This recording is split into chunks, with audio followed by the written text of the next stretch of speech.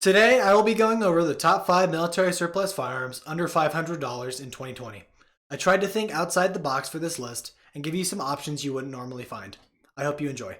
Starting our list out at number 5, we have what I consider to be a heavily undervalued Milsurp. The Type 53 carbine is a Chinese clone of the 1944 carbine produced by the Soviet Union. It is of equivalent, if not better quality in my opinion. Chinese production of the carbine began in 1953 near the end of the Korean War. It is debated whether they saw any combat in this conflict, but if so, it was extremely limited. The Type 53 saw a large majority of its combat use during the Vietnam War, as the Chinese supplied immense quantities of the carbine to the communist-backed North Vietnamese. So, if you do end up grabbing one of these neat carbines, there's a good chance it was a bringback from a USGI. They are typically in fair condition. Regardless, these can be had from anywhere from $250 to $500. 7.62x54R is still readily available and can be had for cheap, both surplus and commercial. I would highly recommend you purchase this unappreciated quality carbine if given the chance. Coming in at number 4, the M48 Yugo. Post Second World War, Yugoslavia took design elements of the German K98K and elected to produce their own variation. These rifles are extremely similar, but parts are not interchangeable. The M48 and its variants are very robust and well-built rifles, and saw combat in the Yugoslav wars by various militias. Multiple countries purchased this rifle, including but not limited to Egypt, Syria, Indonesia, and Iraq, just to name a few. These rifles are fantastic shooters and a great first Milsurp if you are looking to get into the hobby. Many came into the country in like new condition, a large majority still having such adornments as bayonets, cleaning kits, and ammo pouches. I see them selling for the reasonable price of $300 to $500. In my opinion, the price is well worth the quality of the rifle you will receive. The M48 is a sturdy, well-constructed rifle that would be a welcome addition to any collection. At number 3, one of my personal favorites, the Siamese Mauser. Aesthetically, this rifle is near the top for me. While it is based on the Gewehr 98, it is an odd amalgamation of many different designs. One that is quite apparent is that of the Arasaka.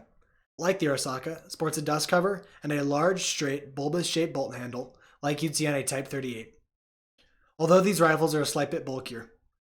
Heavily influenced by the Japanese, they were produced at the Koishikawa Arsenal, and the Siamese Mauser was adopted in 1903 by the Kingdom of Siam to help preserve the kingdom's independence from Western powers, Siam being modern-day Thailand. Serving from 1903 to 1950, there are many different variants of this rifle, chambered in one of 2 cartridges, the most common of the two being 8x52R Siamese. These rifles are sleek and attractive, and I would compare them to either a Type 30 or a Type 38 Arasaka. They will run just around $450 for a decent example. I implore you to research and ultimately purchase a Siamese Mauser whenever one is available to you. I don't think you'd regret it.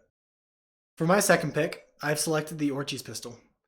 While this pistol may stick out like a sore thumb on this list, I still feel that it is well worth talking about. Invented by Heinrich Orchis just after the conclusion of the First World War, this simple but well-made hammerless blowback pistol was a commercial success being sold worldwide. Heinrich Orchis, later in 1921, sold his company to Deutsche Werke, who would go on to produce over 400,000 pistols in total.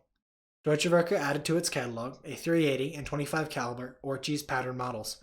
Production would cease in 1924, but the Orchis pistol itself would go on to not only serve the Weimar Republic, but Nazi Germany during the latter stages of the war. Many would be brought back to the States by USGIs after the war. Orchis pistols are still quite ubiquitous throughout the US and can be had from anywhere from $350 for fair specimens all the way up to our limit at $500. Despite what many may think, the background of the Orchis pistol is anything but boring. I would certainly recommend picking up one of these unconventional pistols for yourself. For our honorable mention, we have selected the Ruby pistol. Although it goes by many names, today for the sake of simplicity, I will be referring to it as the Ruby. This pistol is nearly a direct copy of John Browning's 1903 pocket hammerless and saw use in a large portion of major world conflicts. These including the First World War, the Second World War, the Winter War, and the Spanish Civil War, among many others. During the infancy of the Great War in 1915, the French were hard-pressed to find any sort of small arms. This underpowered pistol was swiftly tested and deemed adequate considering the circumstances. The Ruby was initially contracted out to Gabilondo e Uresti, and then, soon after, 4 partners were called upon to help fulfill the contract.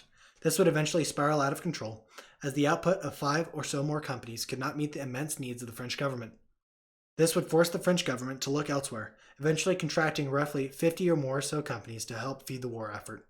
With so many companies producing this pistol, quality control was dubious at best.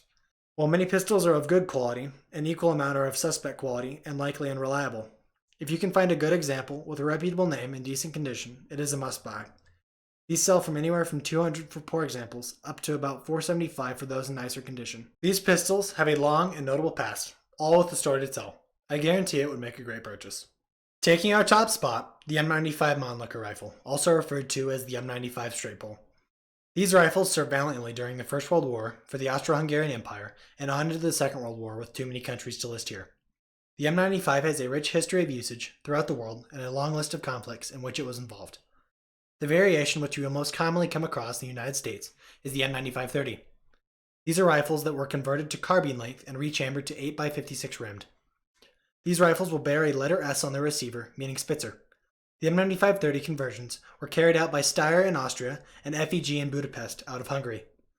Receiver markings will either read Steyr or Budapest. The carbine variants were also produced from the ground up by these companies. These rifles are fed via 5-round and block clips that are one-directional. Surplus ammunition can still be had for a reasonable amount, in addition to the M-block clips. Although commercial ammo is manufactured, it is pricey. The M95-30 carbine-style rifles are still very much affordable and available. Prices range from around $300 to $400 from what I have observed. One cannot talk about the M95 without mentioning what fun they are at the range. While they do kick like a mule, cycling a straight pull rifle will bring a smile to any shooter's face. I hope you have enjoyed today's video.